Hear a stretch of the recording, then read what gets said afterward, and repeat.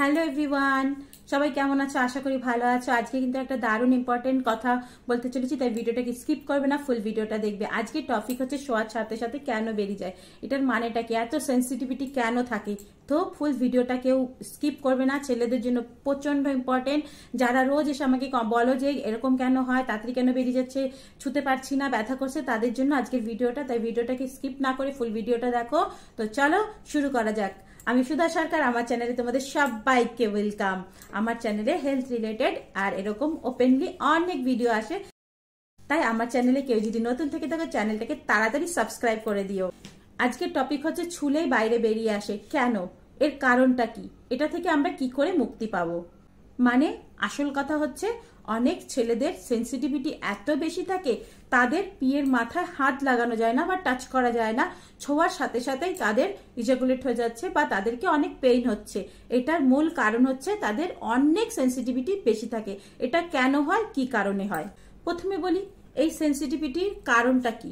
এই সেন্সিটিভিটি বাড়তে বাড়তে একদিন এমন জায়গায় এসে যায়, হাইপার সেন্সিটিভিটিতে পরিণত হয়ে যায়। এর ফলে পিয়ের মাথায় প্রচন্ড পরিমাণে পেইনের সৃষ্টি হয়। আর এইসব কারণের জন্য সবসময় তার মনের মধ্যে একটা টেনশন থাকে, ফলে তার টেনশনে কখন তার তাড়াতাড়ি হয়ে যাচ্ছে সে বুঝতেই পারছে না। আর এই সেন্সিটিভিটি বাড়তে বাড়তে একদিন হাইপার সেন্সিটিভিটিতে পরিণত হয়ে যায়, তখন কিন্তু তার কোনো রাস্তা থাকে না। নেক্সট, সেন্সিটিভিটির ফলে ইডির প্রবলেম হয়। এই আর্লি রিলিজের কারণটাই হচ্ছে গিয়েছে এই সেন্সিটিভিটি। কারোর যদি সেন্সিটিভিটি বেশি থাকে তার কিন্তু ফটাফট রিডিউস হয়ে যায়। আবার প্রথমে বলি এই সেন্সিটিভিটির কারণে কি কি হতে পারে। ফার্স্ট হচ্ছে হাইপার সেন্সিটিভিটি। এই সেন্সিটিভিটি একদিন বাড়তে বাড়তে এমন জায়গায় এসে যায়, তার এত টেনশনে পড়ে যায়, ফলে তার কিন্তু হাইপার সেন্সিটিভিটিতে পরিণত হয়ে যায়। Second, ED. ইডি মানে হচ্ছে আর্লি রিডিউস। এই সেন্সিটিভিটির কারণেই কিন্তু তার আর্লি রিডিউস হয়ে যাচ্ছে, সে কিন্তু বুঝতেই পারছে না। আবার হচ্ছে গিয়ে এই সেন্সিটিভিটি বাড়তে বাড়তে একদিন প্রচন্ড পরিমাণে হাইপার সেন্সিটিভিটিতে পরিণত হয়ে যায়। থার্ড হচ্ছে গিয়ে পেইন। সেন্স অনেক বেশি হয়ে গেলে টাচ লাগলেই ব্যথা হয়, এমনকি তারা ভিতরে যেতেই পারছে না, তার আগেই তাদেরকে অনেক প্রচন্ড পরিমাণে পেইন হচ্ছে, ফলে তারা কিন্তু কখনোই এন্টার করতে পারেই না। তো আসল কথা হলো এই সেন্স এমন একটা কারণ যার ফলে বেশি বেশি পরিমাণে তাদেরকে টেনশন হয়। এই সেন্সিটিভিটি এমন একটা জিনিস যেটার ফলে তাদের এমন টেনশন হয়, তাদের সব প্রবলেমের ডেভেলপমেন্ট ওই সেন্সিটিভিটি থেকেই আসে। এখন বলি এই সেন্সিটিভিটিটা হয় কোথায়। এই সেন্সিটিভিটিটা হয় হেডওয়ালা হিস্সায়, পেছনের হিস্সাতে হয় না। কেন? পেছনে থাকে স্কিন, স্কিনে কিন্তু কখনো সেন্সিটিভিটি হয় না। এই হেডওয়ালা হিস্সায় বেশি স্কিন থাকে না, একটা মাত্র স্কিন থাকে, তার জন্য সেন্সিটিভিটি বেশি হয়। বেশি পরিমাণে ইরেকশনের ফলে বা বেশি পরিমাণে হ্যান্ডপ্লের ফলে, বেশি পরিমাণে ইন্টারের ফলে তাদের যে স্কিন আছে সেটা পেছন দিকে বেশি সরে যায়, আর হেডওয়ালা যে হিস্সা থাকে সেটা কিন্তু ওপেন হয়ে যায়। যখনই সেটা ওপেন হয়ে যায় আর সেই জায়গাটায় কিন্তু সেন্সিটিভিটিটা অনেক বেড়ে যায়। কেন হেডওয়ালা হিস্সাতেই হয়, স্কিনওয়ালা হিস্সাতে কেন হয় না? কারণ স্কিনওয়ালা হিস্সাতে ক্যারোটিন থাকে, যেটা আমাদের শরীরে আছে। দেখবে আমাদের শরীরে টাচ করলে এত সেন্সিটিভিটি আসে না। কেন? আমাদের শরীরে যে স্কিনটা আছে তার মধ্যে প্রচন্ড পরিমাণে ক্যারোটিন আছে, যতটা লেয়ার আছে ততটা ক্যারোটিন আছে, তার জন্য আমাদের কিন্তু এখানে এত সেন্সিটিভিটি নেই। বাট ওই হেডওয়ালা হিস্সাতে কিন্তু এত বেশি স্কিন থাকে না, ওখানে একটা মাত্র স্কিন থাকে আর ক্যারোটিন একদম লো পরিমাণে থাকে, তাই জন্য ওখানে কিন্তু বেশি থাকে। আর সব থেকে বড় কথা হচ্ছে ওটা হচ্ছে নার্ভের এন্ডিং। যেই যে স্থানে, ছেলে হোক কি মেয়ে হোক, যেই যে স্থানে নার্ভের এন্ডিং থাকে সেই সেই স্থানে কিন্তু বেশি পরিমাণে সেন্সিটিভিটি বেড়ে যায়।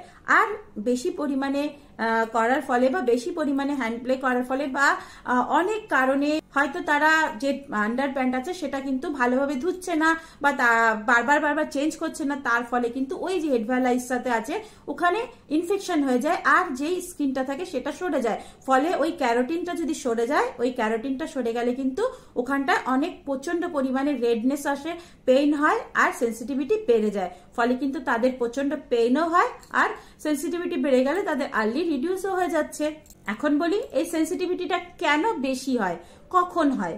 অনেক প্রচন্ড পরিমাণে রাফ ভাবে যদি হ্যান্ড প্লে করো তাহলে কিন্তু এই স্কিনটা সরে যায়, এই ক্যারোটিনের যে স্কিন থাকে সেটা সরে যায়, সেন্সিটিভিটিটা বেড়ে যায়।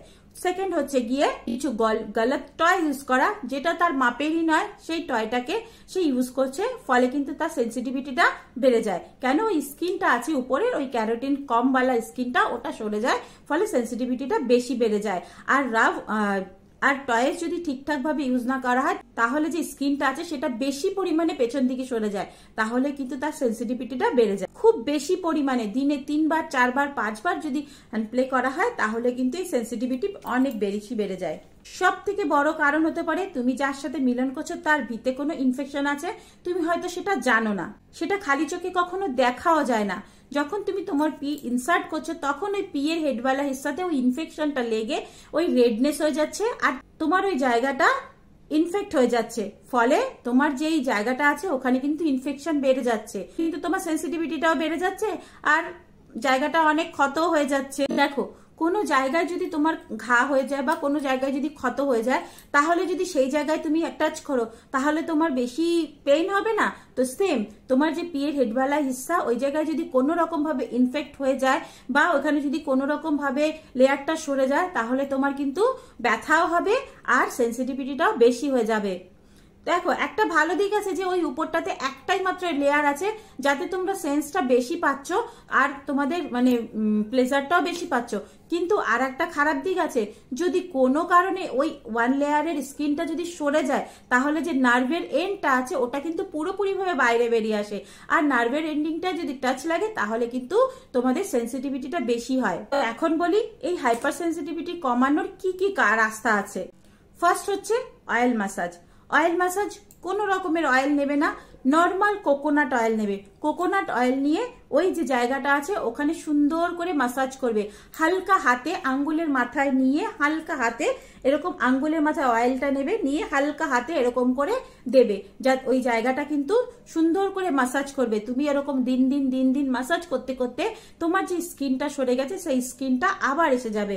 দেখো, এক জায়গায় যদি তোমার ক্ষত হয় সেখানে যদি সুন্দর করে কোনো ক্রিম লাগিয়ে বারবার করে এরকম দাও, বারবার দিলে দেখবে আস্তে আস্তে ক্ষত জায়গাটা ভরে যাচ্ছে। সেম তুমি হালকা কোকোনাট অয়েল নিয়ে তুমি যদি ওই জায়গাটায় দাও তাহলে আস্তে আস্তে তোমার এই ক্ষত জায়গাটা কিন্তু ভরে যাবে।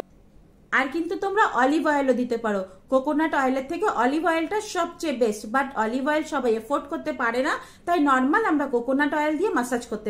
সেকেন্ড হচ্ছে রাতের বেলা যে তোমাদের আন্ডারগার্মেন্টস আছে সেগুলো খুলে শোবে। কেন বলো তো? যখন তুমি আন্ডারগার্মেন্টস খুলে শোবে তখন বাইরের যে হাওয়া আছে সেটা তোমার ওই ক্ষত জায়গায় লাগবে। দেখবে কোনো জায়গায় যদি তোমার ঘা হয়েছে বা কেটে গেছে, তোমরা যদি সেই জায়গায় খুলে রাখো দেখবে আস্তে আস্তে ওই জায়গাটা শুকিয়ে যাচ্ছে, ওই জায়গায় স্কিন ভরে যাচ্ছে। সেম তোমরা যদি হাওয়ার মধ্যে খুলে রাখো আর হাওয়ার কন্ট্রাকশনে এসে তোমাদের ওই যে জায়গাটা আছে ক্ষত জায়গাটা সুন্দর করে স্কিন দিয়ে ভরে যাবে, আর হাওয়ার কন্ট্যাক্টে এসে ক্যারোটিনটাও তোমাদের ওই জায়গায় ভরে যাবে। তাই জন্য কিন্তু রাতের বেলা সবসময় খুলে। আর যদি ক্যারোটিন লেভেল চলে আসে তাহলে তোমাদের সেন্সিটিভিটিও কম হয়ে যাবে। সেন্সিটিভিটি কমানোর আর একটা সবচেয়ে গুরুত্বপূর্ণ কাজ আছে যেটা একটু পেইনফুল হতে পারে, কিন্তু তোমরা এটা করলে অনেক কাজে দেবে। তা দেখো, অনেকের আছে কোনো কিছু হলো না বাট তাও তাদের সেন্স অনেক বেশি থাকে, তাদেরকে বলছি এই থাম্ব আছে না, থাম্ব দিয়ে এই জায়গাতে এরকম হালকা করে যে মাথাটা আছে সেখানে হালকা করে চেপে ধরবে। যতটা তোমাদের ব্যথা আছে, যতটা তোমরা সহ্য করতে পারবে ততটা চেপে ধরবে। ধরো আজকে তুমি 2% ব্যথা সহ্য করে চেপে ধরলে, কালকে তুমি 4% ব্যথা সহ্য করে চেপে ধরলে, এরকম করে আস্তে আস্তে চাপতে ওই জায়গাটায় সেন্স বেড়ে যায় তোমাদের, ফলে কিন্তু ওই ঘায়ের জায়গাটা বা ওই ক্ষত জায়গাটা কিন্তু সেন্সিটিভিটি অনেক বেড়ে যায় আর ওই ক্ষত জায়গাটা কিন্তু ভরেও যায়। এমনকি যাদের টাইমিং এর ইস্যু আছে তাদের কিন্তু টাইমিংও বেড়ে যায়। তো তোমাদের আজকে পুরোটাই বলে দিলাম। এখন দেখো, আমি তোমাদেরকে সবটাই বলে দিলাম কেন, কি করবে, কিভাবে, কিসের জন্য হয়, তাও তোমাদেরকে বলছি। তোমাদের যদি খুবই পরিমাণে ক্ষত হয় বা খুব পরিমাণে তোমাদের জায়গাটা লাল হয়ে যায়, খুব পরিমাণে ইচিং হয়, খুব পরিমাণে সেন্স বেশি হয়ে যায়, বা খুব পরিমাণে তোমাদের বলে না যেমন একদমই ইচিং হচ্ছে, লাল রেডনেস এসে গেছে, দানা দানা এসে গেছে, তাহলে কিন্তু তোমরা ইমিডিয়েট ডক্টরের কাছে যাবে, ডক্টরের সালাহ নিয়েই সবকিছু করবে। অনেক ইচিং অ্যালার্জি আছে যেগুলোতে কিন্তু অয়েল মানে দিলে অয়েল দেওয়া যায় না, তো সেজন্য তোমরা কিন্তু তাড়াতাড়ি করে তোমাদের ডক্টরের কাছে যাবে। হ্যাঁ, আমি যেগুলো বলছি এগুলো নর্মাল প্রক্রিয়া, এগুলো কিন্তু তোমরা করলে তোমাদের কোনো ক্ষতি হবে না, তবে তোমরা ডক্টরের সালাহ নিলে খুব ভালো হবে। ওকে, চলো টাটা, বাই বাই, ভালো থাকো, সুস্থ থাকো, অনেক অনেক হ্যাপি থাকো, বাই।